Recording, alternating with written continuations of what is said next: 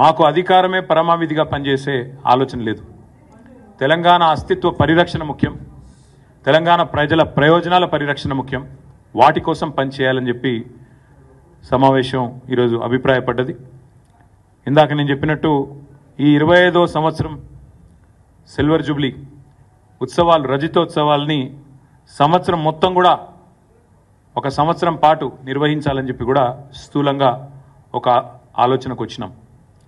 అయితే ఈ నిర్వహణకు సంబంధించి, ఎందుకంటే చాలామందిని ఇన్వాల్వ్ చేయాల్సి ఉంటుంది, వివిధ వర్గాలు ఎట్లా అయితే తెలంగాణ ఉద్యమంలో అందరినీ కలుపుకొని సకల జనుల సమ్మె నడిపించిన, ఆనాడు తెలంగాణ పోరాటంలో వినూత్నమైన పోరాట రూపాలు, సడక్ బంద్ కావచ్చు, రహదారుల దిగ్బంధం కావచ్చు, వంట వార్పు కావచ్చు, అట్లా ఎన్నో రకాల వివిధ ఉద్యమ పోరాట రూపాలని ఆనాడు ఆవిష్కరించిన ఆ ఘనత టీఆర్ఎస్ది. కాబట్టే ఈ రజతోత్సవాల సందర్భంగా కూడా వినూత్నంగా కార్యక్రమాలు నిర్వహించాలి, ప్రజల్ని మమైకం చేస్తూ ఉద్యమ సహచరులందరినీ కూడా మళ్ళీ తిరిగి ఒక్కటి చేస్తూ ముందుకు పోవాలనే ఆలోచన చేస్తూ ఉన్నాం.